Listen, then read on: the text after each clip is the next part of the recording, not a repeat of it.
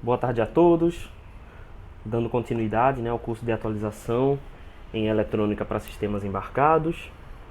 Essa é a semana 5 do curso, aula 9. E hoje a gente vai começar a ver os circuitos mais simples, os circuitos básicos de conversores analógico-digital, e na próxima aula os conversores digital-analógico. Por que é relevante a gente fazer esse tipo de conversão? A gente sabe que existem duas formas de trabalhar com informação, e essas são a forma analógica e a forma digital. Por que elas têm esses nomes? A forma analógica recebe esse nome porque a gente representa com variáveis elétricas, isso é, corrente elétrica, tensão elétrica, quantidade de carga, campo elétrico. Então a gente representa com variáveis elétricas uma variável que possui uma grandeza de outro tipo. Então, por exemplo, a temperatura, a gente representa essa temperatura através de um sinal elétrico, por exemplo. A gente pode representar uma onda sonora através de um sinal elétrico. Então a gente faz essa conversão através dos sensores, a gente converte de uma grandeza que não é do tipo uma grandeza elétrica e passa a ser uma grandeza elétrica, tensão e corrente. A forma que a gente conhece como análoga ou analógico é aquela em que a forma de onda do sinal elétrico representa a mesma curva do sinal dessa outra grandeza. Então vamos pensar aqui num sinal sonoro, certo? O que é o som? O som é uma onda mecânica. Ela pode ser entendida como uma variação na pressão do ar. Então, quando eu produzo aqui um som, estou falando, eu bato numa mesa, eu faço uma superfície e uso um instrumento, aquele instrumento vai provocar uma onda mecânica, que é uma variação de picos e vales, ou seja, máximos e mínimos, da pressão no ar. Eu posso utilizar um sensor para converter essa pressão em um sinal elétrico. A gente pode usar, por exemplo, um microfone de eletreto, que é um tipo de sensor piezoelétrico, que converte energia mecânica em energia elétrica. Só que o que vai acontecer? Quanto maior é esta pressão na onda mecânica, maior vai ser a tensão elétrica. Quanto menor é esta pressão, menor é a tensão elétrica. Então as duas possuem uma relação de analogia. Eu sei que um certo valor específico representa um valor específico fazendo uma conversão, e eu tenho uma onda contínua, porque o meu sinal de interesse, o meu sinal original, é uma onda contínua. Então, o meu sinal analógico vai fazer uma analogia a essa mesma forma de onda, sendo também um sinal contínuo. Vocês estão com ruído no áudio? Jailson está... talvez seja alguma coisa por aí, Jailson. Então, por que a gente chama esse sinal de analógico? Porque a forma de onda elétrica, a forma do sinal elétrico, vai corresponder à forma deste sinal na grandeza não elétrica. Certo? Beleza. Então a gente vai conhecer esse sinal como analógico. Qual é a característica de um sinal analógico? Ele é contínuo no tempo. Ou seja, a minha onda mecânica que eu produzo, ela não tem passos. Ela é uma onda contínua, certo? Que se movimenta ao longo do tempo sem nenhum tipo de interrupção. Ela assume valores em cada ponto do espaço para cada tempo. Então a minha onda analógica, que é análoga a essa grandeza não elétrica, terá também que ser uma onda contínua no tempo para fazer a analogia da minha grandeza de interesse, da minha grandeza não elétrica, em todo instante de tempo. Portanto, as grandezas analógicas são grandezas que são contínuas no tempo. Além disso, elas também precisam ser contidas no conjunto dos números reais. Por quê?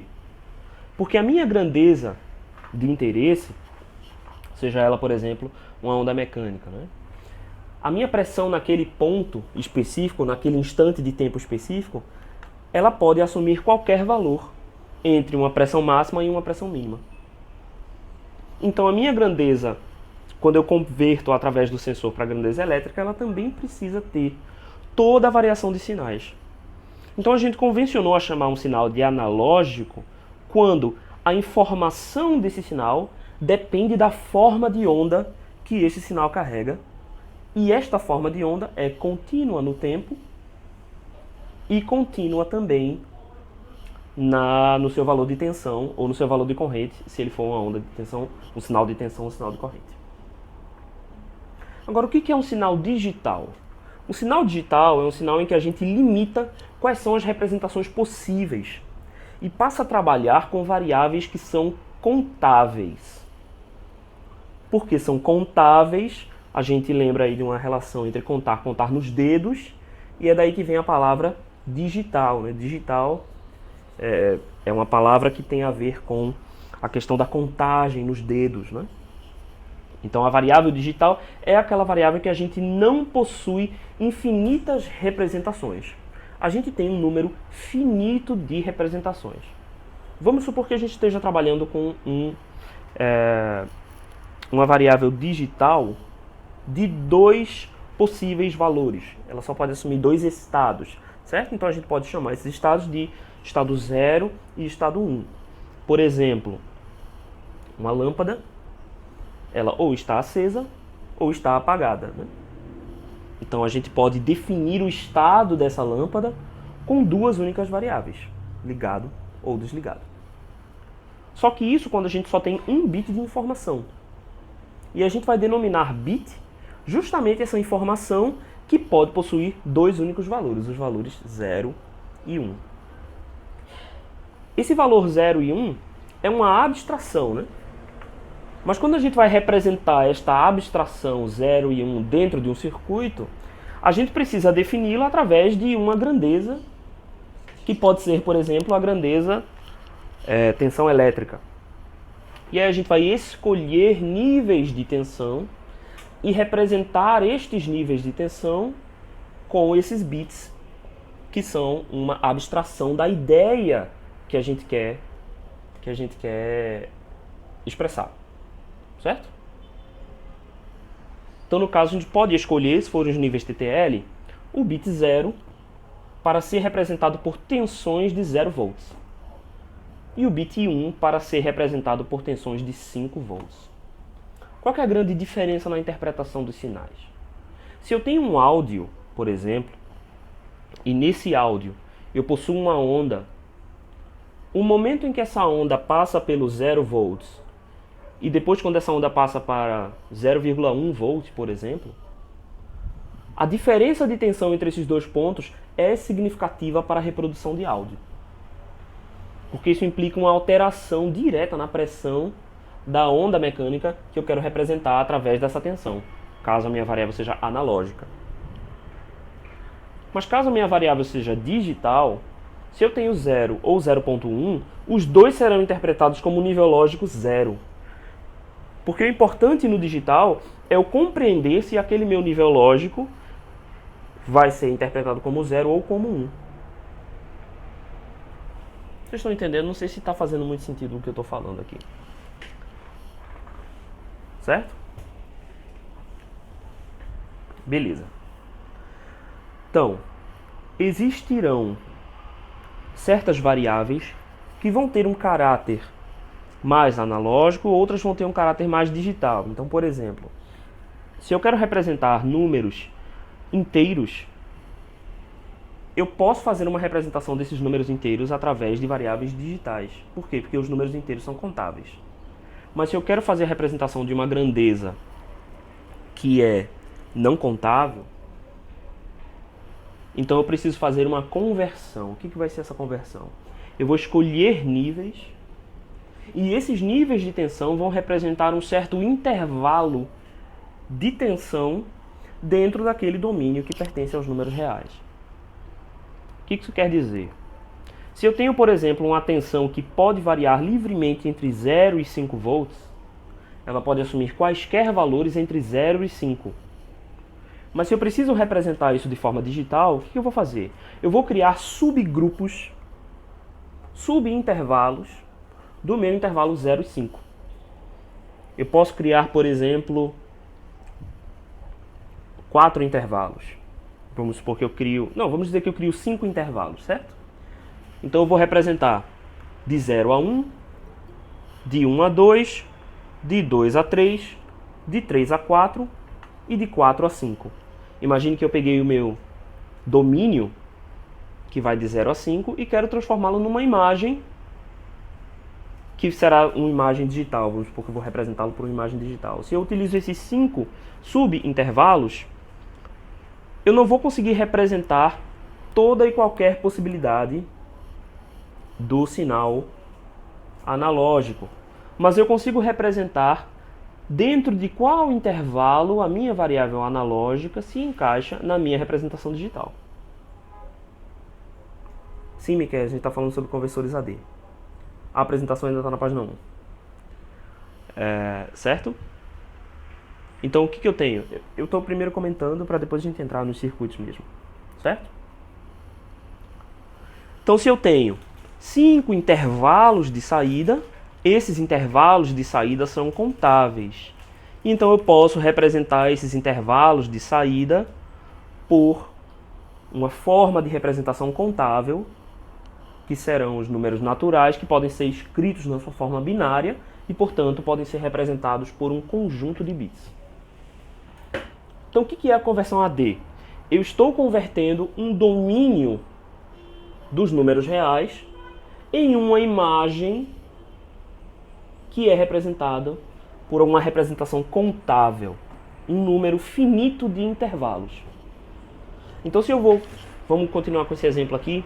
Se eu tenho de 0 a 5 volts 5 intervalos, então eu tenho intervalo 0 a 1, 1 a 2, 2 a 3, 3 a 4 e 4 a 5, se eu vou fazer a conversão, por exemplo, do valor 2.7 volts. Então 2.7 volts está no intervalo entre 2 e 3 volts. Então agora eu posso dizer, esta variável, quando eu converto ela para o digital, estou dizendo, ela está em um espaço entre 2 e 3. Obviamente, vocês já devem ter percebido que essa transformação não pode ser desfeita, né, com 100% de acurácia. Você tem perda de informação.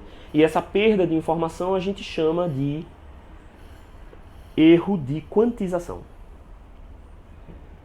Certo? Mas só para a gente dar uma introduzida aqui, ok? Vamos lá.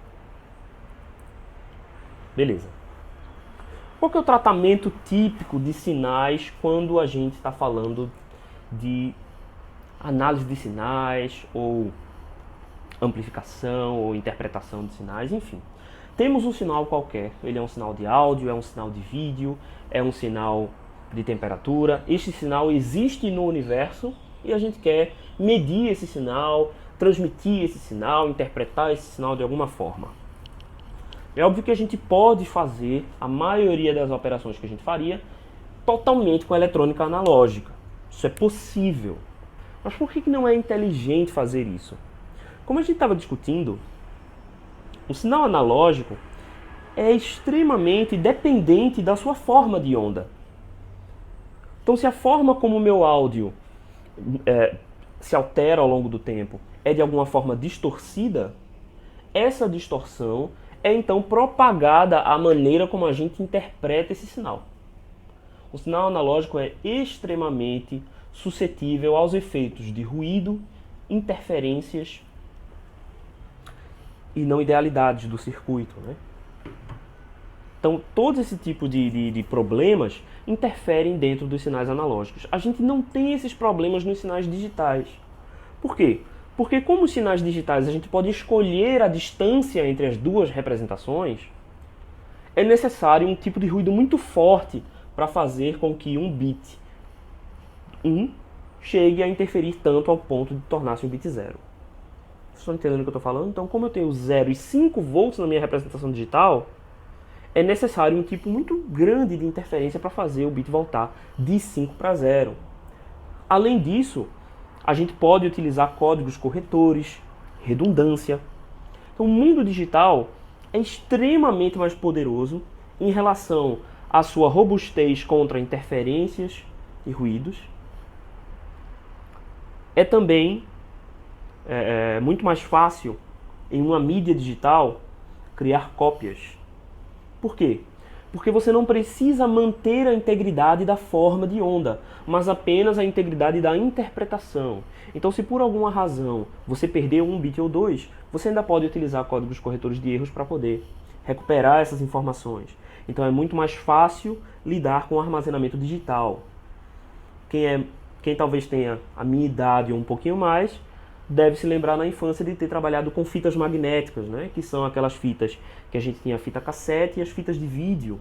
Quem trabalhou com esse tipo de mídia sabe que quanto mais a gente copiava, eu vou chegar lá, Valdomiro, quanto mais a gente copiava a fita, então se você tivesse uma fita de áudio e fizesse uma cópia dessa fita de áudio, aquela segunda fita já tinha uma qualidade pior do que a primeira. Por quê? Porque o processo de leitura e gravação de uma fita para outra inseria um pouco de ruído. Se a gente fazia uma terceira fita copiada dessa segunda, esse processo de nova leitura e nova gravação interferia mais ruído e mais distorção. E assim sucessivamente. Então, quando a gente pegava uma fita da locadora, por exemplo, e fazia uma cópia pirata em casa, esta cópia pirata já tinha mais ruído do que a fita original. E assim sucessivamente. Por que essa mesma coisa não acontece com a mídia digital? Porque mesmo que aconteça ruídos e perdas nas informações digitais, esse tipo de representação é robusto o suficiente para fazer com que a gente consiga recuperar esse sinal.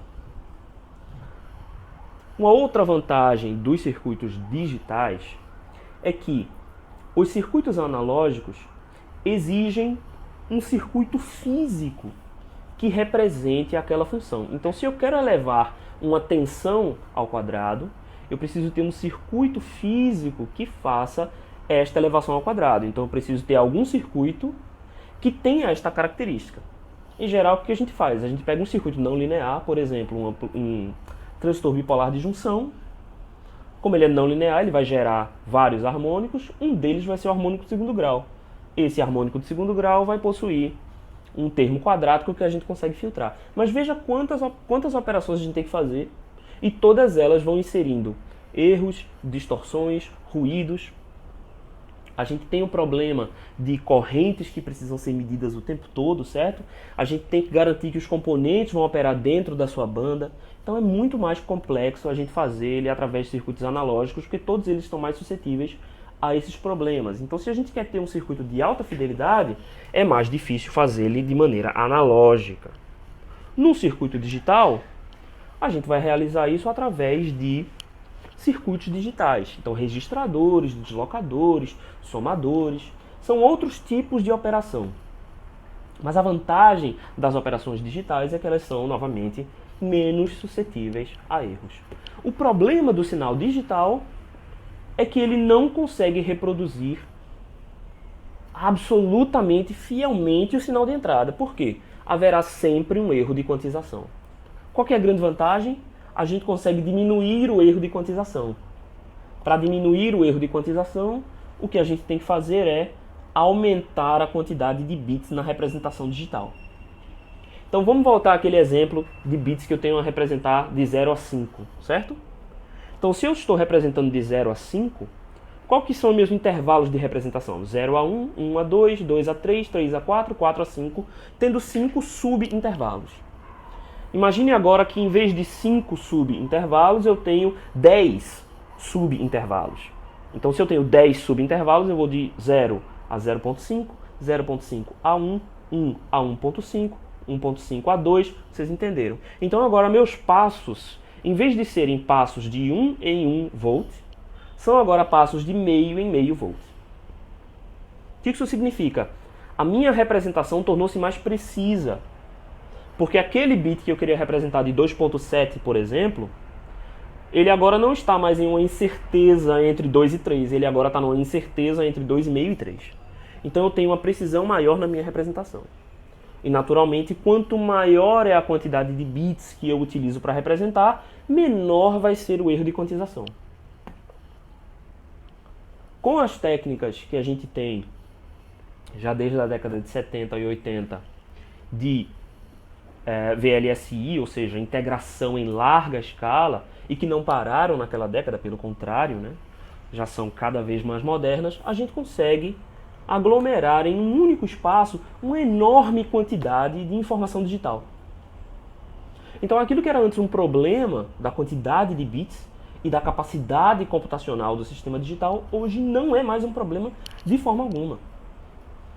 A gente tem circuitos que operam de maneira digital em frequências altíssimas, então nosso problema de discretização no tempo também cai por terra.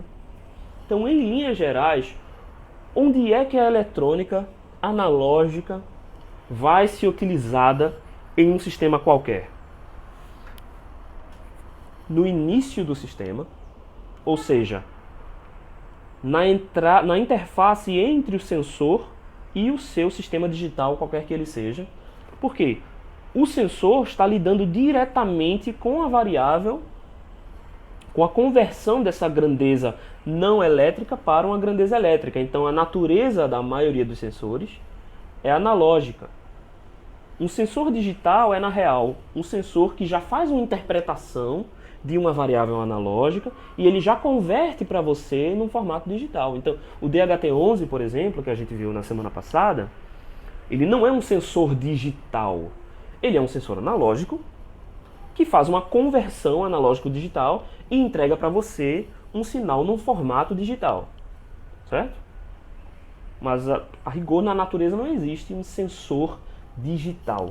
Todos os sensores são analógicos e a gente faz uma conversão analógico-digital em algum ponto para que esse sinal digital seja então interpretado por um controlador. Certo? Uma outra grande vantagem dos sistemas digitais é que a gente pode fazer a reconfiguração desses sistemas com muita facilidade.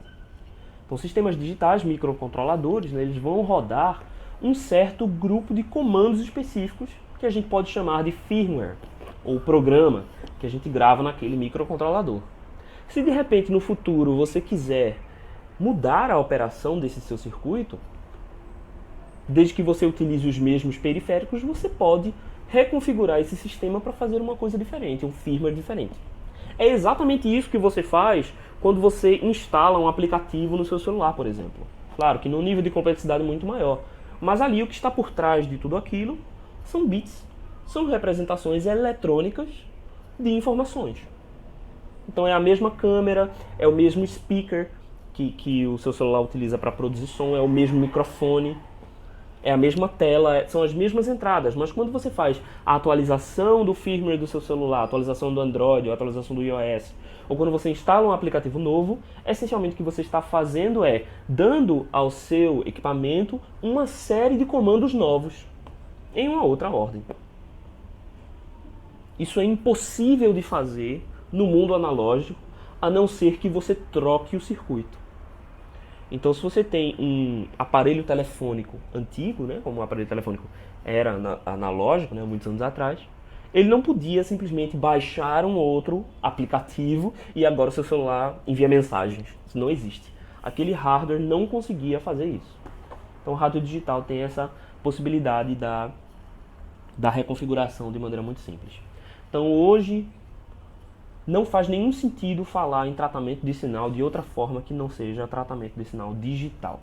Exceto tratamentos muito simples de sinais. Por exemplo, eu quero fazer uma filtragem. Aí você faz um filtro analógico. Eu quero fazer uma amplificação simples, básica. Então você pode fazer essa amplificação com eletrônica analógica. Mas se você vai fazer qualquer tipo de operação mais complexa, o indicado é que você faça essa operação de maneira digital. Inclusive o rádio hoje é feito também de maneira totalmente digital. Então é mais simples você pegar suas ondas diretamente da antena, depois que elas são amplificadas, fazer a amostragem de todo sinal, converter para um sinal digital e fazer as demodulações, por exemplo, todas dentro de DSPs específicos para fazer essas tarefas, né? Então nesse cenário, a gente chega a esse tratamento que vocês estão vendo aqui na primeira imagem. Certo? Então, qual que é o caminho do tratamento do sinal? De início, a gente vai precisar de um sensor, algo que converte a grandeza física, não elétrica, em uma grandeza elétrica, Aqui no lugar do sensor a gente pode também ter uma antena, tá? Que capta o sinal do campo eletromagnético e manifesta esse sinal na forma de uma corrente elétrica ou tensão elétrica, que vai ser depois tratada por um amplificador, certo? Aqui junto do amplificador a gente pode também ter uma filtragem inicial, tá? Então, principalmente se for uma antena, a antena normalmente vai captar um espectro de frequência maior do que o espectro de frequência de interesse. Então aqui na amplificação você pode ter tanto amplificação quanto amplificação mais filtragem. Beleza. Então vamos seguir o caminho do sinal até ele chegar dentro do microcontrolador, que é o que você quer. O próximo circuito é um circuito que a gente chama de sample and hold. Sample significa amostrar, hold significa segurar, manter, certo? Então, o sample and hold é um circuito que consegue amostrar o seu valor de tensão analógico em um instante de tempo t e congelar neste valor. Então, vamos supor que eu tenho aqui uma senoide, certo? Uma senoide que varia entre 1 e menos 1, vamos dizer.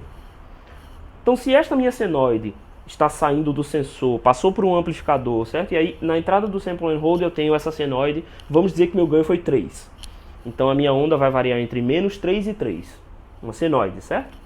No ponto que eu ativar o meu sample and hold, ele vai memorizar aquela tensão e manter essa tensão constante. Então, vamos dizer que eu fiz a minha amostragem no meio do caminho e estava valendo 1.5 no momento em que eu fiz a minha amostragem. O meu circuito sample and hold vai manter aquela tensão de 1.5 indefinidamente. Por que isso é importante? Porque o próximo elemento, que é o conversor analógico digital, leva tempo para fazer essa conversão. Ele não faz a conversão instantaneamente. Então é necessário que haja um circuito anterior que congele o sinal para dar ao conversor AD tempo suficiente para realizar essa conversão. A gente vai mostrar como ele faz em breve nos próximos slides, certo? Então, é necessário que tenha um circuito que dê uma congelada no tempo. É como se ele congelasse o tempo, literalmente, dissesse assim, vamos congelar aqui, vamos observar o sinal, é essa tensão, beleza, então segura a tensão. Enquanto o conversor analógico digital faz a conversão. Quando o conversor analógico digital consegue identificar na sua saída qual é o intervalo ao qual aquela tensão pertence, então o sinal faz isso mais uma vez. Então, o sample and hold copia novamente a tensão analógica, segura aquela tensão analógica para que o conversor AD faça uma nova conversão. Ficou claro? A gente vai mostrar, é um circuito bem simples que faz isso. Beleza. O próximo elemento é o conversor AD, o conversor analógico digital. Qual que é a função do conversor analógico digital? Ele identifica a qual subintervalo a tensão de saída do sample and hold pertence.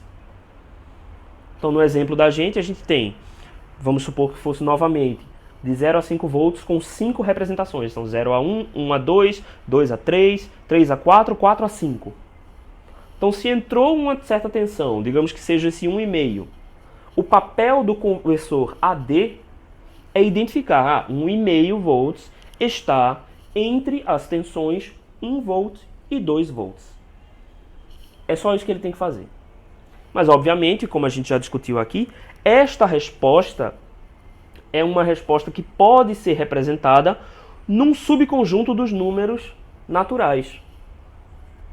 Então, se eu tenho 5 subintervalos, a minha resposta pode ser 1, 2, 3, 4 ou 5. Isso pode ser representado no subconjunto 1 a 5 dos números naturais. E, portanto, possui uma representação binária que pode ser utilizada para representar esses números. Aqui, no caso, seriam necessários 3 bits para fazer essa representação. Então, quando a gente fala um conversor analógico possui N bits, isso significa que ele subdivide o meu intervalo total de tensão em 2 elevado a n subintervalos. Então, no Arduino, por exemplo, a gente trabalha com sensores de 8 bits. Desculpa, conversores analógico digital de 8 bits. Então, se são 8 bits, meu conversor analógico digital tem 8 bits, isso significa que eu possuo 2 elevado a 8 representações da minha variável analógica.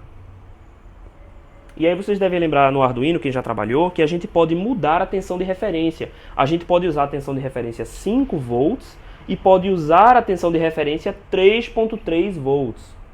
Vocês devem lembrar disso. Outros microcontroladores também conseguem fazer isso. Qual que é a diferença entre esses dois tipos de representação? Quando eu utilizo a minha referência 5 volts, eu estou dividindo 0 a 5 em 256 passos. Quando eu utilizo a minha referência 3.3 volts, eu estou dividindo aquela minha referência 3.3 em 256 passos. E, portanto, o tamanho desses passos será menor. Vocês percebem? Como o tamanho do passo será menor, então meu erro de quantização é menor, porque o meu passo é menor. Meus intervalos são mais curtos. Beleza? Então essa é a função do conversor AD. Uma vez que o conversor AD faz essa conversão e representa qual é o intervalo ao qual essa minha tensão analógica pertence, este valor digital vai ser então comunicado a um microcontrolador. Esse microcontrolador vai fazer o que quiser aí com essa interpretação, certo? Então há inúmeras operações que o microcontrolador pode fazer. Contudo, no final das contas, se eu quero fazer com que esse sinal seja utilizado em algum atuador, eu preciso reconverter esse sinal de digital para analógico novamente. Então, no caso de um rádio digital, por exemplo, o som que você escuta deve ser um sinal analógico, porque é um sinal analógico que é interpretado pelos nossos ouvidos, né?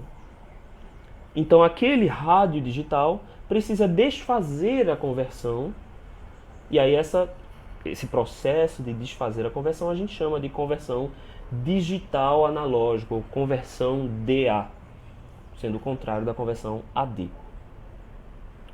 E na conversão DA, a gente vai ter perda de informação. Por quê? A única informação que eu tenho é que aquele bit deve possuir algum valor entre um intervalo qualquer. Então ele tem que possuir algum valor entre 1 e 2, por exemplo. Então eu vou fazer uma escolha. Escolho qual valor que eu vou representar. Eu posso representar no valor central, posso representar no valor máximo do intervalo, no valor mínimo. Aí isso vai ter uma escolha. Você escolhe, representa dessa forma e é isso aí. E você vive com a realidade de que houve um erro na sua quantização. E esse erro não pode ser recuperado, certo? Após o conversor DA, um sinal analógico vai ser resgatado na saída desse circuito. Certo? Beleza. Vamos agora recapitulando aquilo que a gente falou aqui do sinal, diferença entre o sinal analógico e o sinal digital, certo? Imagine que esse primeiro sinal que eu estou mostrando aqui na tela é uma forma de onda que está variando aí em torno do eixo X. Aqui é a representação Vs de t, t é o tempo, né? Então o meu valor, por ser analógico, pode ser qualquer um entre o máximo e o mínimo. Vs de t pertence ao domínio dos números reais. Só que esta representação não pode ser contida dentro de um mundo digital, porque essa informação a gente não pode contar o número de representações possíveis em Vs de t. Ela não é uma variável contável, mesmo que seja um subintervalo, mesmo que seja um subgrupo dos números reais, ainda assim as representações são incontáveis. Então o que a gente vai fazer? A gente vai fazer dois processos. O primeiro deles é uma amostragem no tempo. Então veja que o primeiro sinal, o sinal analógico, ele é contínuo no tempo e o domínio é os números reais. O domínio pertence aos números reais. Já no sinal amostrado,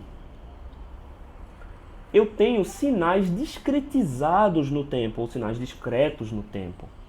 Isso é, eu não possuo informação sobre todo e qualquer tempo possível.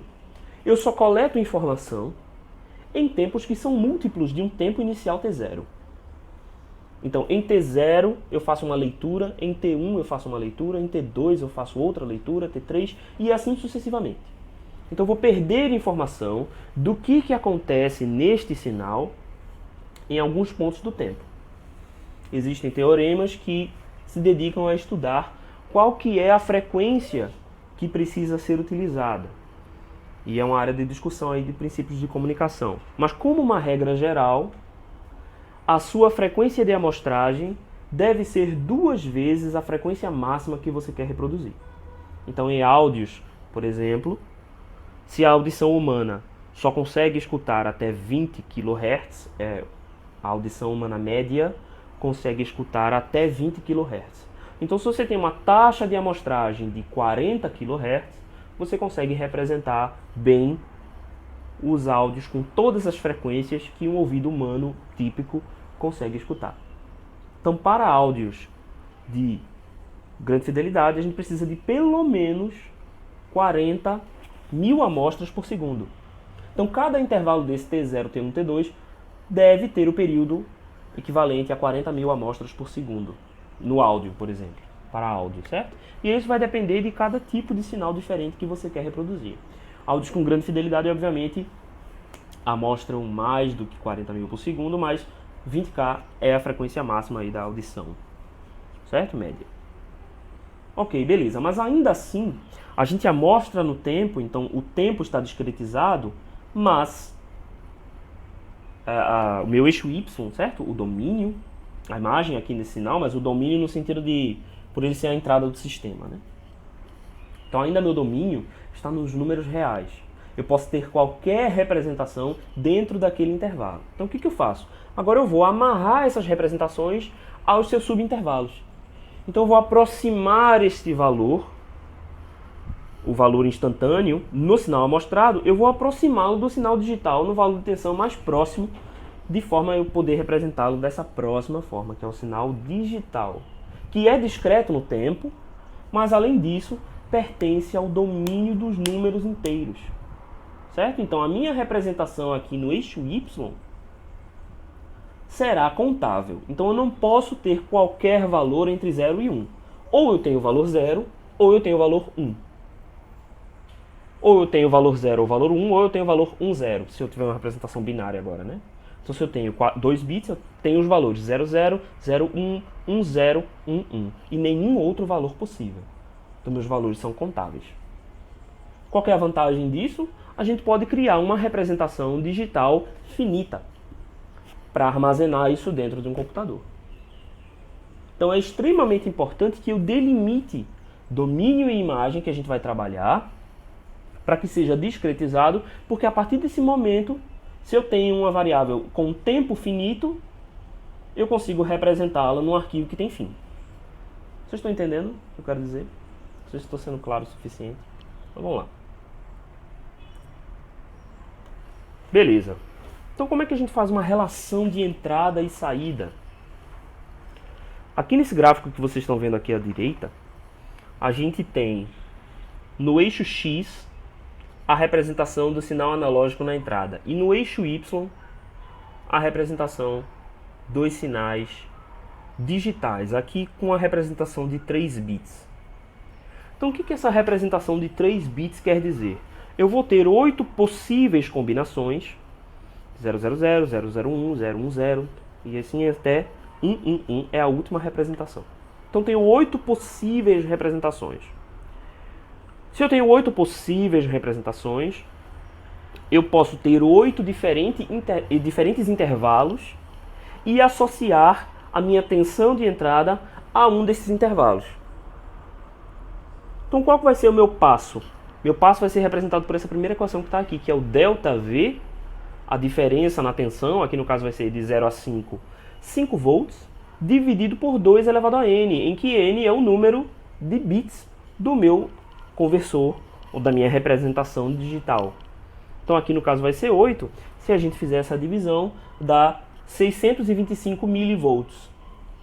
Então eu sei que de 0 a 625 milivolts, qualquer tensão dentro desse intervalo vai ser representado pelo intervalo 1. Aqui o intervalo 1 a gente vai associar a primeira palavra binária desta sequência, que é a palavra 000. O próximo intervalo vai acontecer entre 0.625 e duas vezes isso, né? Duas vezes esse intervalo. Então, 0.625 e 1.25.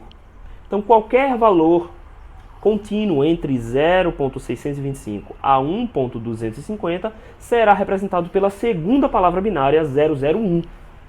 E assim sucessivamente até a gente atingir o último intervalo, que é 4.375 a 5. Esse último intervalo será representado pela última palavra, a palavra 111, a palavra 111, né? Que não é 111 porque é binário, mas a palavra 111, que é a oitava palavra dessa representação binária. Esse gráfico acaba se tornando um gráfico escada, por quê? Porque no meu eixo y eu não posso ter funções contínuas, certo? O meu eixo y ele tem saltos não contínuos entre um nível e outro. Isso acaba fazendo um degrau, né?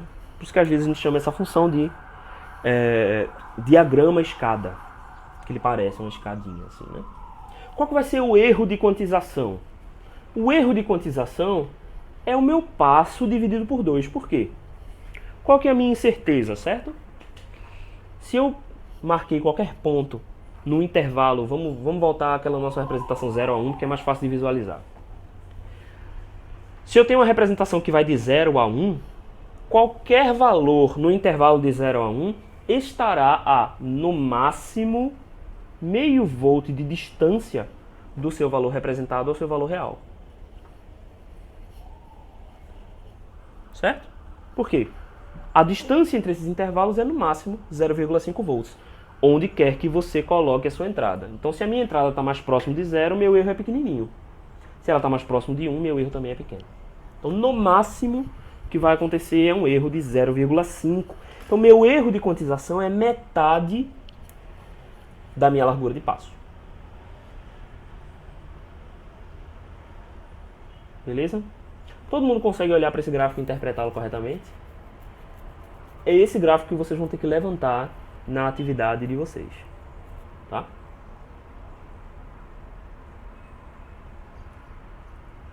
Beleza. Como que é o processo de amostragem? Então vamos lá. Se eu tenho aqui um sinal de entrada que pode variar entre 0 e 5 volts, certo? O que vai acontecer? Eu vou ter um período de amostragem. Está aqui embaixo, representado com a palavra sampling period. Período de amostragem. Então, a cada amostragem, o meu circuito sample and hold vai fazer uma marcação daquele ponto e vai segurar aquele ponto. Através de uma rede de comparadores, eu posso determinar se o meu ponto no sinal analógico está mais próximo de uma ou da outra representação. Então aqui, por exemplo, se você olhar no diagrama da direita, eu tenho aqui um ponto que não se encaixa perfeitamente em nenhuma das possíveis representações. Ele está ligeiramente acima de 3.125. Então o que eu vou fazer? Eu vou aproximar esse valor ali da representação mais próxima. E assim será feito com cada um dos pontos. A função do conversor analógico digital é exatamente decidir qual que é o ponto mais próximo amostrado pelo circuito Sample and Hold. Beleza?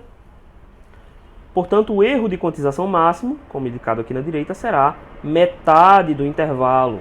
Porque esse é o maior caminho que o meu ponto vai ter que percorrer para ser aproximado, né? O maior intervalo de aproximação é a metade do passo. Beleza. Como é que funciona o circuito Sample and Hold? A forma mais simples de fazer um circuito Sample and Hold é você ligar a sua entrada analógica a um elemento chaveador, aqui representado por um transistor do tipo MOSFET. Você abre esse capacitor e em seguida fecha. Quando você fecha o capacitor, o que acontece? Eu não tenho corrente fluindo. Desculpa, quando você fecha o transistor, o que acontece? O que tu não entendeu o que é isso? Foi aqui o Sample and Hold ou foi anterior? O anterior? Tá, vamos lá. Vamos voltar aqui um pouquinho. O que eu estou fazendo aqui? Vamos lá. Vou fazer a digitalização deste sinal aqui, por exemplo. Então eu tenho um sinal de entrada, está aqui representado por essa curva. E eu tenho um período de amostragem. O que é esse período de amostragem? É o quanto tempo, de quanto tempo eu vou fazer a conversão desse sinal. Certo? Beleza. Então vamos observar esse primeiro ponto aqui. O primeiro ponto de amostragem já está bastante próximo desse meu nível de representação aqui, 2.500. Certo? Se o meu sinal é digital, então eu posso representar ele nesses níveis aqui. Eu vou associar cada intervalo a um valor de tensão. Então aqui seria meu primeiro nível, o 000 é o meu primeiro nível, 0.625 é o meu segundo nível, 1.250 é o terceiro nível, e assim sucessivamente. Certo? Então esse meu primeiro ponto que está aqui circulado em azul, ele vai ser amostrado pelo circuito Sample and Hold. Beleza. Depois que ele é amostrado, o que vai acontecer? Um circuito, que é o meu circuito conversor analógico digital, vai tentar identificar qual é o nível mais próximo, ou seja, qual é o nível ao qual pertence este ponto. Esse ponto é pertencente ao nível 2.500. Então, eu represento de maneira digital por esse nível de tensão. Agora vamos observar o segundo ponto. Meu segundo ponto está aqui, ligeiramente acima de 3.125. Então eu posso fazer a representação dele por este nível aqui mais próximo. Houve uma certa diferença, né? Mas por que essa diferença existe? Porque eu não posso ter níveis de representação intermediários. Numa variável digital, eu tenho níveis de representação que são discretos. Então eu posso representar, ou eu represento como 3.125, ou eu represento como 3.750. Eu não tenho nenhuma representação intermediária. Mas o meu ponto no sinal original é intermediário. O que o circuito vai fazer? Ele vai tomar uma decisão e escolher se a representação melhor é a representação superior ou inferior. Então, nesse caso, ele fez a representação inferior, porque era mais próxima. Certo? Se a gente observar esse ponto aqui, ó, a mesma coisa acontece e ele representa por um nível mais próximo. Certo?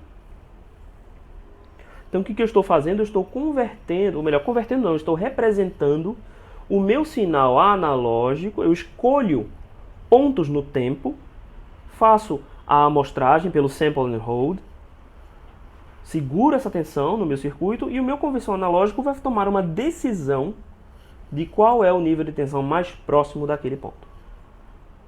Qual é o nível de representação mais próximo para aquele ponto pertencer. Podem notar que essa curva aqui, ó, a curva que foi feita, a curva digital, ela não tem mais esse formato contínuo, né? A curva analógica tem esse formato contínuo aqui, né? E a curva digital não tem esse mesmo formato. A curva digital tem um formato mais quadradão, né? Aqui seria, bem, como vocês estão vendo aqui, né? Esse formato mais discreto aqui nos níveis. Mas o formato digital ainda guarda a informação do formato analógico. Por quê? Porque a forma como esta onda percorre ainda mantém o formato da onda anterior. Certo? Beleza. Como é que funciona o circuito Sample and Hold? O circuito Sample and Hold é um capacitor. O capacitor está aqui para poder armazenar a quantidade de carga. Certo? Então eu preciso de um elemento armazenador que vai memorizar a tensão em um dado ponto. E eu tenho uma chave na entrada que é para copiar essa tensão no capacitor ou não. Então o que eu faço é o seguinte, eu tenho um elemento chaveador e tenho um capacitor. Quando eu quero copiar aquela tensão, o que eu faço? Eu abro a minha chave. Quando eu abro a minha chave, o capacitor e a minha fonte de entrada vão ter agora a mesma tensão. Quando eu fecho a minha chave, agora eu não tenho mais comunicação entre os dois circuitos e o capacitor mantém aquele valor de tensão sobre si. Desde que o capacitor não tenha nenhum caminho para descarregar.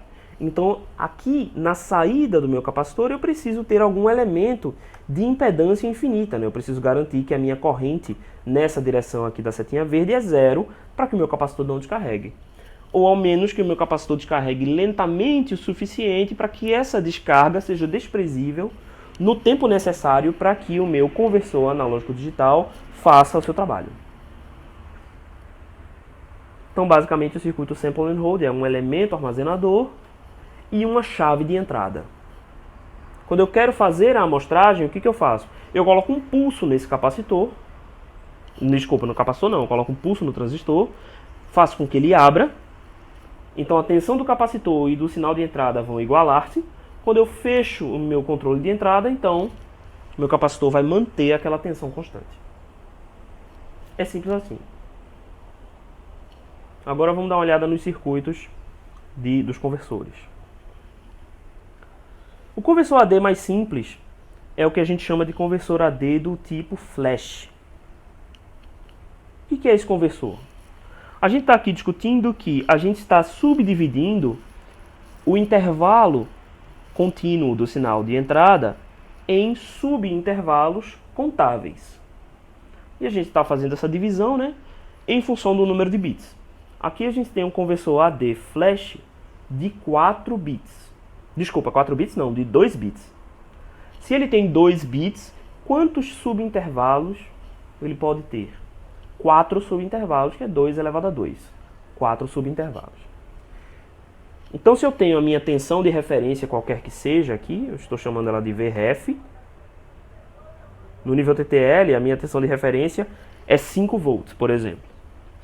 Então, o que eu vou ter? Eu tenho 4 subdivisões. Então, eu posso ter o primeiro intervalo, que é de 0 a 20% da tensão de referência. Meu segundo intervalo é de 20% a 40% da tensão de referência. Meu terceiro intervalo de 40% a 60%. Meu quarto intervalo de 60% a 80%. Eu posso obter esses valores através de uma série de resistores com o mesmo valor, fazendo uma divisão resistiva, né? Um divisor de tensão. Então, a partir da minha tensão de referência, eu consigo ter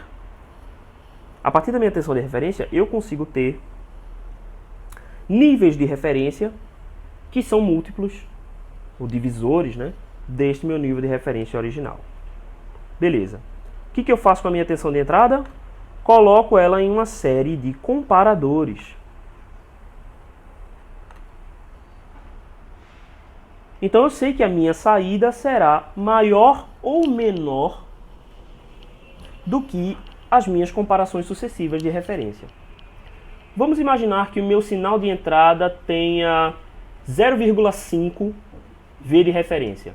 Vamos imaginar que o meu sinal de entrada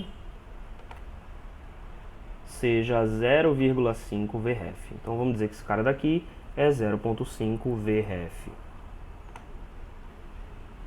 Beleza. Então o que vai acontecer? Esse meu sinal de entrada vai ser copiado em todos os comparadores. Se a gente olha para o primeiro comparador, o comparador mais inferior, certo? Ele está comparando o meu sinal de V de entrada com 0,2 VREF. Então a saída desse meu comparador será igual a 1.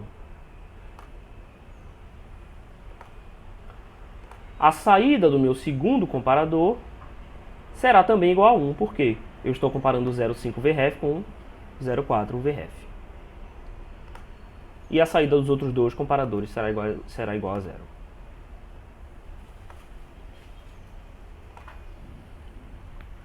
Certo? Então, quais são os níveis que eu posso ter aqui? Se o meu sinal está entre 0 e 0,2, todos os bits serão iguais a 0. Se o meu sinal está entre 0,2 e 0,4, eu vou ter 0,001. E assim sucessivamente até o intervalo 0,8 a 0,5, desculpa, 0,8 a 100%, em que a gente vai ter todos os bits 1. Certo, Yuri está dizendo que não entendeu como que a gente analisa o 0011. Esse caso aqui, certo? A gente tem uma série de comparadores. Dá para entender como é que isso subdivide os intervalos. Por quê? Para o primeiro comparador, o menos significativo, né? Eu estou interpretando esse 0,2 aqui como sendo o primeiro comparador. Para o comparador que usa a referência de 20% de VREF ser igual a 1, a saída, eu preciso que a minha tensão de entrada seja mais alta do que 0,2. Então eu estou excluindo que este ponto seja menor, que a tensão de entrada seja menor do que 0,2, certo? Não sei se eu estou sendo claro. Deixa eu começar de novo. Vamos lá. O que eu estou fazendo aqui com esses vários comparadores aninhados, certo? Eu estou utilizando vários comparadores. Todos eles possuem a mesma entrada no seu terminal positivo, que é o sinal Vin, o sinal de entrada, o sinal que eu quero converter. Os sinais de referência de cada um dos comparadores são múltiplos do meu sinal de referência de entrada. Então, meu VREF, vamos dizer que o meu VREF seja 5 volts.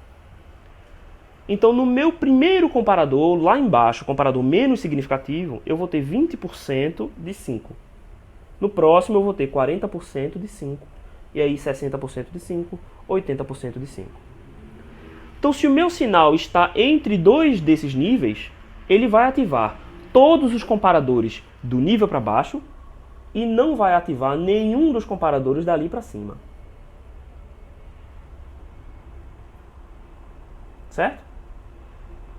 Ah, entendi agora o que ele queria. É porque eu coloquei o VREF como 0,5. V de entrada, eu coloquei V de entrada como 0,5 VREF, né? Então, por isso, ele vai ativar todos os que estão abaixo de 0,5 vão ser ativados e todos os que estão acima de 0,5 não serão ativados. E aí eu posso converter esses sinais em 2 bits. Por quê? Apesar de eu ter 4 bits, cada bit de saída de um comparador é uma informação, né, um bit, eu não tenho 2 elevado à quarta possíveis combinações, né? Então, se eu tenho menos possíveis combinações, eu posso representar com um número menor de bits. Isso é melhor, porque isso é mais econômico para o sistema. Então, eu uso um codificador, um encoder, para diminuir essa quantidade de bits para menos. E aí, no caso, eu consigo representar em 2 bits, que vão representar perfeitamente aqueles valores. Aqui na sequência, a gente tem uma tabela de um exemplo com 8 bits. Então, como que a tensão de entrada pode ser uma fonte qualquer, João? O João está perguntando se a entrada pode ser uma fonte qualquer. Pode. No momento em que a gente usa o sample and hold, o que ele vai fazer? Ele vai pegar um instante daquele sinal e congelar aquele sinal através do capacitor do sample and hold. Então, ele captura aquele valor e esse valor vai se manter constante no tempo em que o conversor faz essa conversão. Esse conversor flash que a gente está vendo aqui, a conversão de 4 bits para 2 bits é feita com um circuito combinacional, certo? Então, os circuitos tradicionais que a gente tem lá da eletrônica digital. Então, as portas lógicas. Certo? Ele é apenas um circuito combinacional. Você pode ver aqui essa tabela, por exemplo. A tabela que está aqui na tela nesse momento. Então, esta primeira palavra, que é a palavra 0000001, certo? A palavra que é todos os zeros, exceto a última palavra, a gente vai representar com 000, certo? Isso é uma tabela verdade e pode ser feito através do mapa de Carnot ou outras funções que fazem essa conversão. A função do encoder é o que eu vou dizer agora, Claudiane. Vamos lá. Imagine que eu tenha 8 bits, 8 subexemplos. Vamos lá. Imagine que eu tenho 8 subintervalos, certo? Então, se eu estou usando minha tensão de referência como 5 volts, então meus subintervalos serão esses que estão aqui no analog input.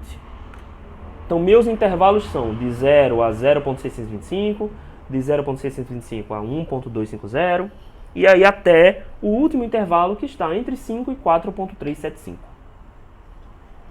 Então, eu tenho 8 intervalos. Se eu tenho 8 intervalos, eu posso representar esses 8 intervalos com um número mínimo de bits igual a 3. Por quê? Porque se você olhar aqui no final dessa tabela,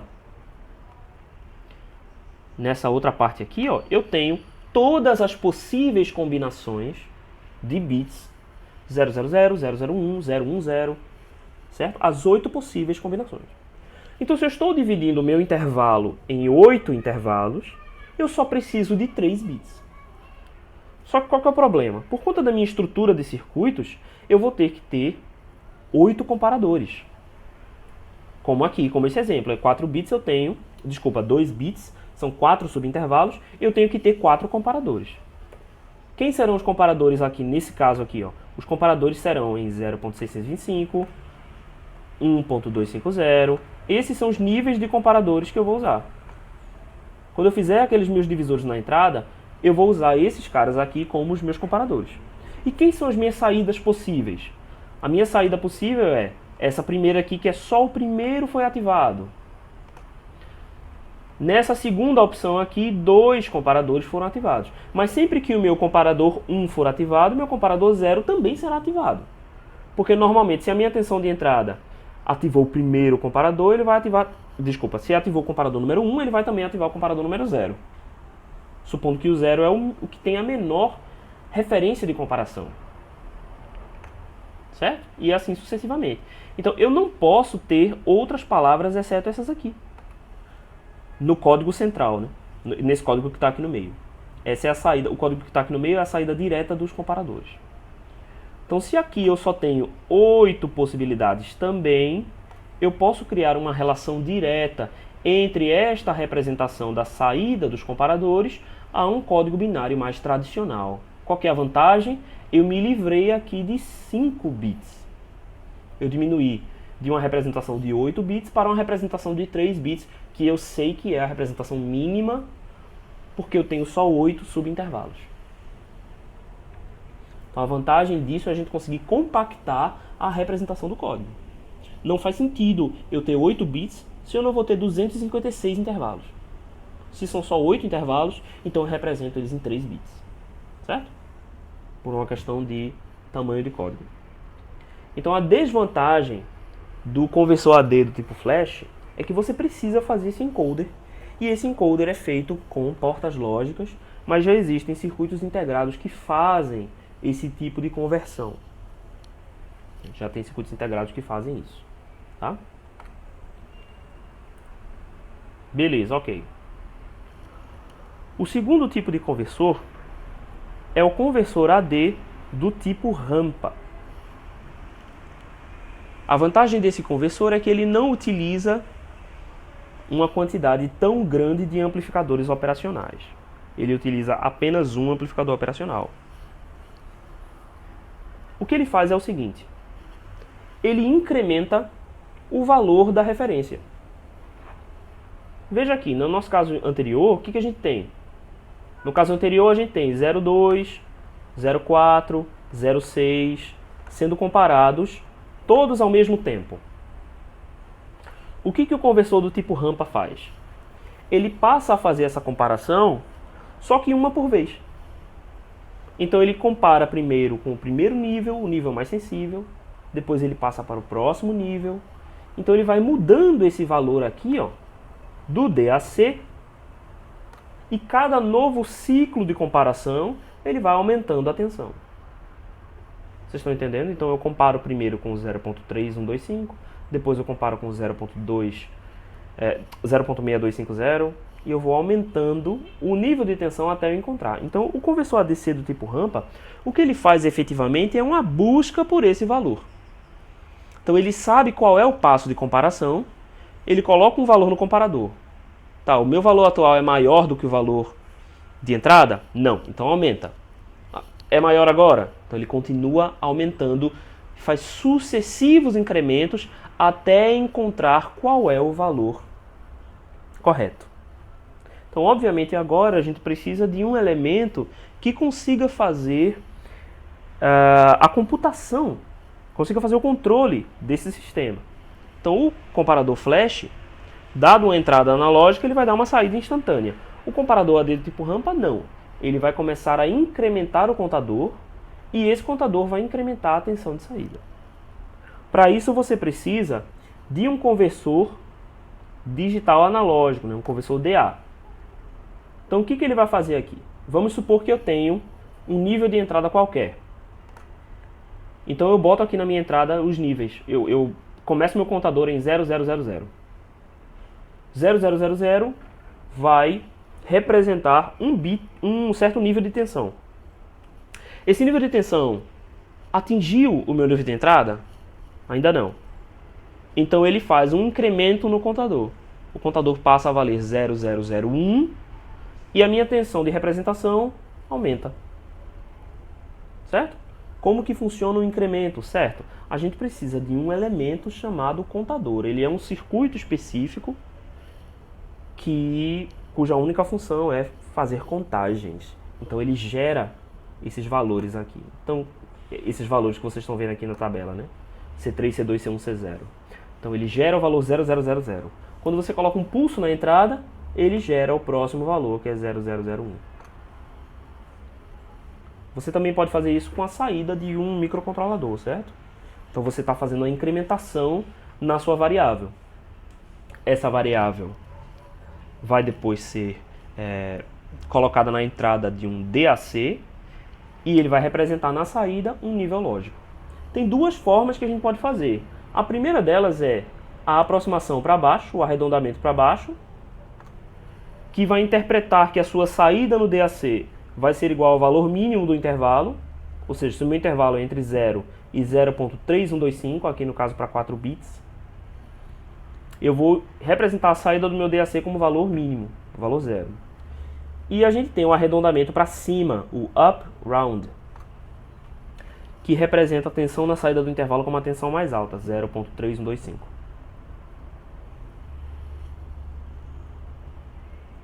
Vamos dar uma olhada como é que funciona com um exemplo aqui.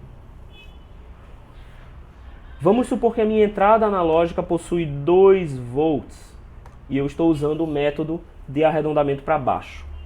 Então o que vai acontecer? Eu comecei meu processo e agora é um algoritmo, né? Eu comecei meu processo de conversão. Então meu processo de conversão vai fazer o quê? Vai inicializar o meu contador com a palavra 0000. Como eu estou usando o meu método de aproximação para baixo, então isso significa que a saída do meu DAC será igual a 0. O meu valor de entrada, que é 2 volts, é maior ou menor do que 0? É maior. Então meu incremento vai para 5. Por que o meu incremento vai para 5? Porque o meu incremento é a saída desse comparador aqui, ó. Meu incremento é a saída do comparador que eu estou circulando aqui em vermelho. Ou seja, o meu valor de sample and hold ainda é mais alto do que o valor DAC. Ok. Então o que acontece? Se o meu valor é maior, eu incremento o meu contador. Então eu incrementei meu contador para 0001. O que significa? Que a saída do meu DAC vai aumentar de um passo. Vai aumentar para 0.3125. Mas ainda assim, 0.3125 não é maior do que 2. Isso faz com que o meu contador continue incrementando. E assim sucessivamente. Então a gente vai ter sucessivos incrementos até a gente atingir esta palavra aqui, 0.111. Quando eu atinjo 0.111, então nesse ponto a minha representação no DAC passou a ser maior do que 2. Como ela é maior do que 2, aí eu já sei que eu encontrei o intervalo ao qual pertence o meu sinal de entrada. Vocês entenderam? A outra forma de fazer é eu fazer as aproximações com meu arredondamento para cima. Então, no meu arredondamento para cima, a primeira palavra 0000 já gera o intervalo 0,3, a tensão 0,3125. Então eu já começo o meu primeiro intervalo arredondando para cima. Eu estou supondo que dentro daquele intervalo eu vou representar pela tensão superior do intervalo e não pela tensão inferior do intervalo. E eu faço o mesmo procedimento. Eu vou incrementando até que eu encontre um valor que é mais alto do que o valor de entrada. Pode notar que aqui, como eu fiz o arredondamento para cima, a minha resposta na palavra binária vai estar um bit abaixo, porque eu estou agora arredondando para cima. Então isso significa que todas as minhas representações vão estar abaixo do nível, vão ser representadas no nível abaixo, certo? Quando comparadas ao nível do arredondamento para cima. Então são duas formas de fazer, duas formas diferentes aí de a gente encontrar com o conversor analógico digital por busca, né? Por busca não, por incremento, do tipo rampa. Certo? Então basicamente o que eu faço é, eu utilizo um conversor digital analógico e desfaço a conversão. Eu vou comparando nível a nível. Então, em vez de fazer todas as comparações de uma vez só, eu vou aumentando passo a passo até encontrar qual é o intervalo correto. Vocês já devem ter percebido que este método toma tempos diferentes para diferentes valores de entrada. Então, essa é uma desvantagem desse tipo de conversor. E quanto maior é o número de bits, mais devagar ele faz essa conversão. Então vamos supor que eu tenho 8 bits representativos. Então se são 8 bits representativos, eu tenho 256 níveis diferentes. Então o meu circuito conversor analógico digital vai ter que fazer 256 comparações. No pior caso, ele vai ter que fazer 256 comparações para poder atingir o valor. Então digamos que eu vou amostrar 0 a 5 e o meu valor é, digamos, 200 mV. Se o meu valor é 200 mV, então logo nas primeiras comparações eu vou atingir o meu resultado. Mas se o meu nível de entrada é, sei lá, 4 volts.7, então eu só vou encontrar minha resposta nos últimos níveis de comparação. Então vejam que há uma discrepância muito grande. Certo? Então, a vantagem que a gente tem de usar esse método é a gente utiliza menos comparadores. E a desvantagem é que o número de operações necessárias pode variar muito de acordo com a posição da tensão de entrada. Se ela está mais próximo de 0 ou mais próximo do nível de referência, aqui sendo 5. E no pior caso, a gente tem que fazer 2 elevado a n comparações se o meu sinal está próximo da tensão de referência. A gente pode resolver esse tipo de coisa fazendo uma escolha melhor de quais palavras a gente vai utilizar. Em vez de a gente fazer uma busca por varredura, essa aqui seria a busca por varredura, ou seja, eu comparo em 0, depois eu comparo em 001, depois eu comparo em 010, e assim eu vou incrementando um por um, eu posso fazer uma busca por bipartição. O que é essa busca por bipartição? E aqui já é esse próximo conversor, que é o conversor AD por aproximação sucessiva. Em vez de eu comparar o primeiro nível lá embaixo, eu vou dividir o meu intervalo no meio. Por quê? Porque eu tenho uma probabilidade maior de... como é que eu posso dizer? Porque na primeira rodada eu já parto o meu intervalo em 50%. Então a minha primeira comparação, vamos seguir aqui comigo na imaginação. A minha primeira comparação, imagina se eu tenho intervalo 0 a 5, a minha primeira comparação eu comparo com 2,5. Por quê? Eu já sei se o meu sinal está acima ou abaixo de 2,5. Então, em uma única comparação, eu já excluí metade das minhas possibilidades. Veja a diferença. Quando eu vou fazendo por incremento sucessivo, cada vez que eu avanço minha palavra, eu só estou comparando um intervalo de ΔV sobre 2 elevado a n. Eu estou variando de 1 em 1 passo. Então, se eu tenho 256 passos, eu estou avançando 1 em 1 passo por vez. Mas quando eu faço por bipartição, por aproximação sucessiva, eu estou eliminando metade dos intervalos de uma vez só. Vocês estão entendendo? Então, a primeira comparação que eu faço na aproximação sucessiva é a comparação com o ponto intermediário, 2,5. E aí, dali, eu já defini se o meu sinal está acima de 2,5 ou abaixo de 2,5. Vamos supor que o meu sinal esteja acima de 2,5. Se ele está acima de 2,5, eu só vou trabalhar agora com a metade superior. Então, eu estou buscando aquela tensão na metade superior do meu intervalo. E já eliminei de cara, com uma única comparação, toda a metade inferior. E aí eu faço aquilo novamente com a metade superior que sobrou. eu vou buscar agora de novo dentro daquele intervalo. Certo?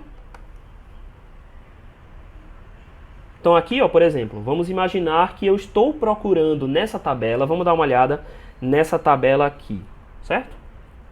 Vamos imaginar que eu estou procurando o valor, vamos dizer que eu estou procurando o valor π. Vamos dizer que eu estou procurando 3.14.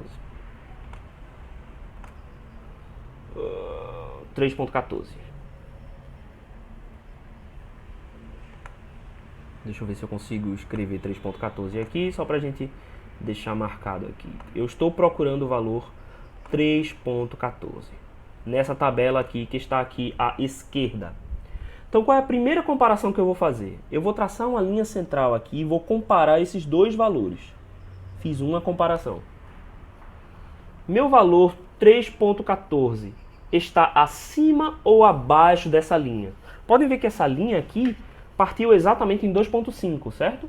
Todos os valores acima de 2.5 estão acima dessa linha. Ou melhor, todos aqui no caso abaixo, porque a minha variável está crescendo para baixo, né? Então, no caso, todos os valores que forem acima de 2,5 estarão abaixo dessa linha, nas representações abaixo.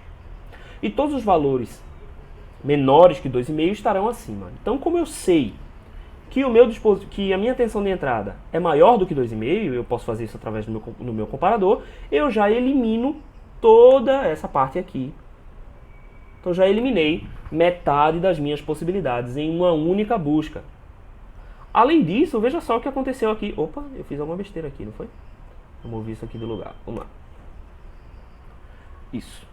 Então, além disso, notem o meu primeiro bit aqui, o meu bit C3. Ao fazer essa comparação, eu já alterei o meu bit C3 e eu já defini que o meu bit C3 vai ser igual a 1. Certo? Então, ao fazer a primeira comparação, eu já encontrei qual é o valor do meu primeiro bit. E aí agora o que eu vou fazer? Eu vou subdividir esse próximo intervalo novamente no meio. Eu vou subdividir agora neste ponto aqui. Que ponto é esse? Esse ponto aqui é o valor de tensão exatamente igual a 3.7500. Minha tensão 3.14 está abaixo deste valor. Então o que eu vou fazer? Eu vou excluir todos os valores superiores e eu já sei que o meu segundo bit será um bit 0. Então eu sei que a minha palavra é alguma palavra que começa com 0. O que eu faço? Eu parto novamente o meu intervalo na metade. E aí comparo agora com o valor 3.125. π, que é 3.14, é maior do que esse valor. Então, novamente, eu vou excluir essas possibilidades abaixo e vou manter o meu bit 1 aqui na entrada. E eu subdivido novamente no último intervalo. E aqui no último intervalo a gente vai identificar que o meu valor está abaixo da minha referência de 3.4375. Então a minha representação binária vai ser 1010 para o valor π. Todo mundo entendeu como funciona essa busca? Qual que é a grande vantagem dessa busca? A grande vantagem é que eu não preciso comparar nível a nível. Eu vou cortando os níveis pela metade e isso economiza muito tempo. Por quê? Se vocês olharem quantas comparações a gente fez uma comparação por bit. Então, se eu tenho 8 bits, em vez de ter que fazer 256 comparações, eu faço apenas 8 comparações. Aqui no caso eu tenho 4 bits, eu fiz apenas 4 comparações, em vez das 16 que eu poderia fazer caso eu estivesse fazendo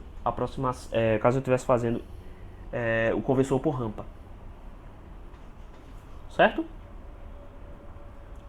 Então o tipo de circuito será exatamente o mesmo que a gente fez anteriormente. Ou seja, eu tenho um elemento que precisa fazer uma lógica, né? Precisa fazer um controle lógico. E eu utilizo também um conversor digital analógico, que é para poder fazer o nível de tensão necessária para eu colocar no meu comparador. Certo? Porque a entrada do meu comparador precisa de uma tensão analógica para poder comparar com o meu circuito do Sample and Hold. Então eu tenho o meu DAC, eu conecto o meu DAC na entrada do meu comparador, e o meu comparador vai fazer o controle lógico bit a bit. Então, ó, vamos dar uma olhada aqui nessa construção do código em um outro exemplo aqui. Então imagine que a minha entrada seja 3,5. Minha entrada é 3,5 volts, como está aqui em cima. Então o que eu vou fazer? A minha primeira palavra vai ser exatamente a palavra central, certo? 1000. 1000 é a metade do caminho entre 0000 e 1111. Está no meio do caminho. E o valor é 2,5. Então eu faço a minha comparação entre 3,5 e 2,5. Como 3,5 é maior, eu defino o meu primeiro bit com o valor 1. Que é esse bit que está definido aqui em verde. Beleza, então agora eu vou fazer o próximo passo. Qual que é o próximo passo? Eu escolho a metade do caminho, que vai novamente ser 1000. Aqui, no caso, só tem mais 3 bits, né? Então, 100. Então, o 1, que já foi definido no primeiro passo, mais 100, vai resultar num nível de tensão igual a 3,75. 3,75 é maior do que o meu nível de referência. Então, meu nível aqui, 3,5, como está indicado aqui, aqui ao lado, né, na comparação, o meu 3,5 é menor. Se o meu 3,5 é menor, então eu vou definir o meu segundo bit como 0, porque essa comparação aqui eu tive um resultado menor. Então eu já sei os meus dois primeiros bits, 1 e 0. Então eu faço a mesma divisão agora no próximo intervalo. Agora eu vou pegar o meio do caminho, mas só nos últimos 2 bits. Então o meio do caminho entre 00 e 11 será 10.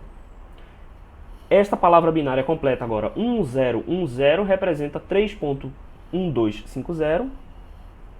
E este valor é menor do que 3,5. Então, como 3,5 é maior do que esse valor, então eu vou escolher o meu próximo bit como bit 1.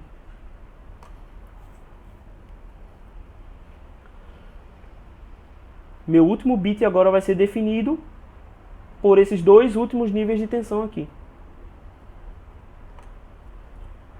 Então eu escolho essa última palavra aqui como sendo 1. Como o meu 3,5 aqui é maior do que esse nível,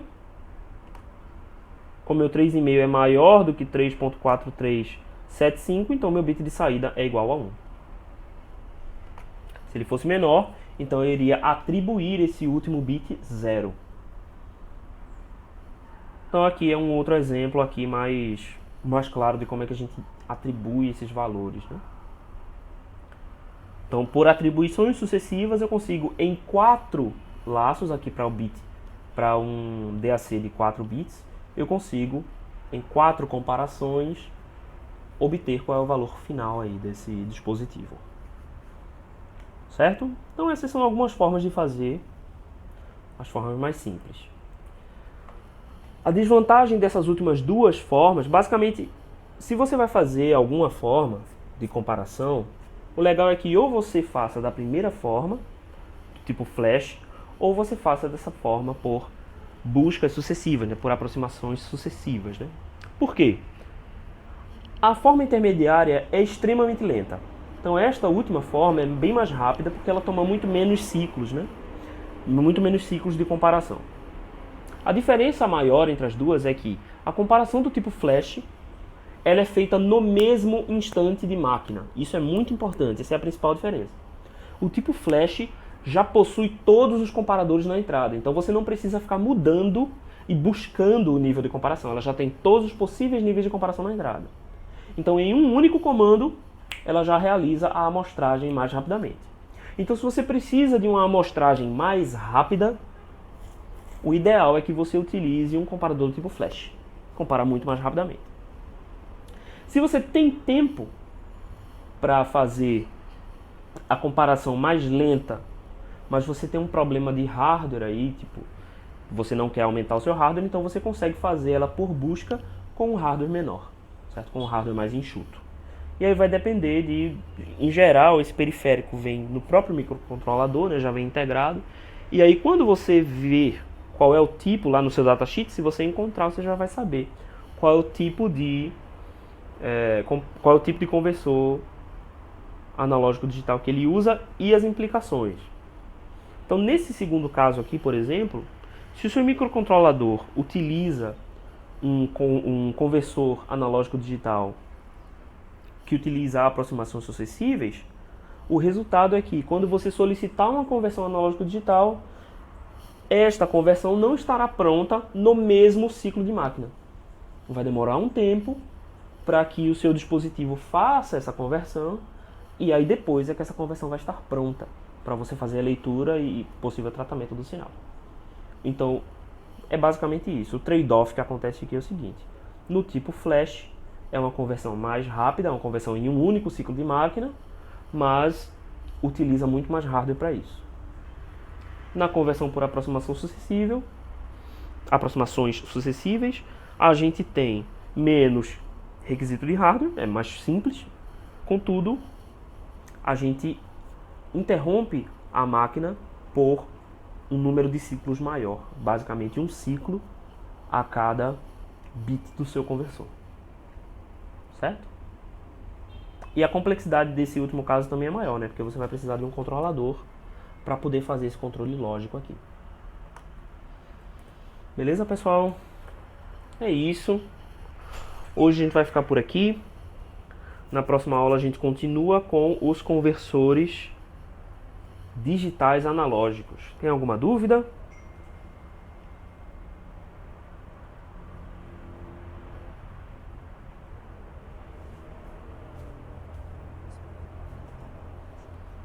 Eita, caramba. Toda vez está acontecendo isso, né? Economicamente, tá aqui. Professor, economicamente falando, um conversor que usa a quarta casa decimal precisa ser muito sensível. Isso torna ele economicamente viável? Sim. Torna ele economicamente viável, sim.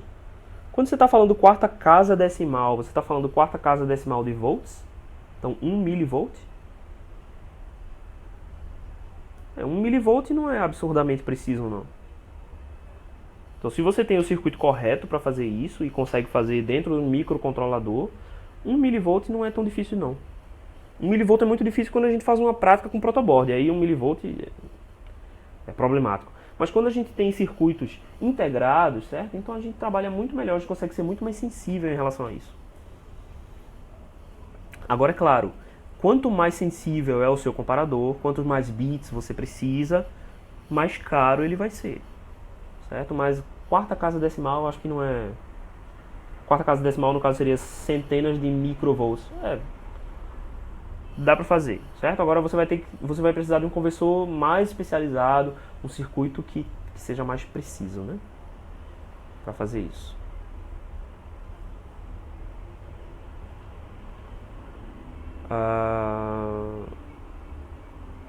Kleberson perguntou se tem um clock para comparar. Sim. Em ambos os circuitos tem um clock, certo? Só que no primeiro caso, o que o clock vai fazer é apenas habilitar o sample and hold, certo? No caso do conversor AD flash, a gente precisa de um pulso de clock para poder habilitar o sample and hold, então fazer a próxima amostragem, certo? No caso do conversor por aproximações sucessíveis, o clock é o que vai comandar todo o circuito, certo? Então o microcontrolador ele faz as operações por clock, então tudo aqui é temporizado. Quando se fala em circuitos digitais, sempre está se falando em clock. É claro que existem os circuitos combinacionais, né? Que são circuitos que não dependem de clock. Mas quando a gente fala de microcontrolador, flip-flop, todos esses elementos têm clock. E contador também tem clock, certo? Então o contador é o elemento que vai fazer o seu 000, 001, 00010, certo? É o que vai fazer a sua incrementação no seu sinal. Então ele precisa de clock para saber quando é que ele deve incrementar. Certo? Então, tanto no caso em todos os três casos, vai ter que ter clock. O chat parou, de fato o chat parou. Eu não sei porque meu chat para. tá além eu acabo não vendo. A gente gera, Miquel está perguntando como é que a gente gera as tensões para o comparador. A gente gera essas tensões para o comparador através do DAC. Certo? Então aqui, ó, se você olhar, no controle lógico a gente tem esse elemento aqui, que é o DAC. Então o que o DAC faz? Ele faz o inverso do ADC. O DAC é o conversor digital analógico. Então ele pega uma palavra digital e gera uma tensão na saída. É só isso que ele faz. É o inverso do que a gente está fazendo. E aí pode parecer um pouco esquisito, mas esses dois últimos conversores AD precisam ter dentro deles um conversor DA. Só que como o conversor DA é muito mais fácil de fazer do que o conversor AD, a gente consegue facilmente fazer um conversor DA com um único ciclo de máquina. Então a gente pode fazer isso, colocar dentro do conversor AD um conversor DA. Mas é basicamente ele está invertendo a função e comparando com a função que ele quer fazer. Certo? Então ele supõe uma palavra binária e compara com o meu nível de tensão. Ah, essa palavra binária é adequada? Não, então ele supõe outra. Tá entendendo como faz? Deixa eu falar sobre a atividade de vocês. A atividade de vocês é fazerem um conversor AD do tipo flash com 4 bits. Então, se são 4 bits, a gente vai ter 16 níveis de comparação. Então, são 16 comparadores alinhados, com resistores aqui para fazer a divisão de tensão, né? E aí a gente vai ter 16 subgrupos. Eu coloquei 3, então, sorry, João. Eu coloquei 3, certo? Eu coloquei 3 bits, então são 8 níveis, é isso mesmo. Então, são 8 subníveis, então vocês vão precisar de 8 comparadores e vão pegar sua tensão VREF e dividir por 8. Ok? Então é isso. O encoder do circuito você não precisa fazer com portas lógicas, mas vocês podem fazer com portas lógicas se quiserem. Mas o que vocês precisam é de um encoder de 3 bits, certo? O encoder tem no LT Spice, já tem CIs que fazem esse encoder, tá? Eu posso depois dar uma olhada para sugerir para vocês um encoder. Vou fazer isso agora quando a gente terminar a aula. Eu dou uma olhada para sugerir encoders para vocês, certo? Mas não precisa fazer com lógica combinacional, porque eu sei que muitos de vocês não cursaram ainda a eletrônica digital, certo? Então é basicamente fazer um conversor AD flash com 3 bits. É bem tranquilo. Vocês podem usar comparadores ideais, certo? Não tem um problema aqui, a gente já usou comparador nas outras práticas, então vocês podem usar comparadores ideais aqui. Então podem usar comparadores ideais, podem usar o encoder prontinho. O que é que vocês vão ter que fazer? Botar uma tensão de entrada que varie entre 0 e 5 volts. Se vocês fizerem isso direitinho, ele vai gerar esse gráfico na saída. Certo? Aí, para a gente gerar esse gráfico aqui, o tipo de análise que a gente tem que fazer é o que a gente chama de DC Sweep. Deixa eu colocar aqui no chat para vocês. DC Sweep. Então, você vai colocar uma tensão na entrada e fazer com que essa entrada varie de 0 a 5. Esse gráfico que está aqui é com 3 bits.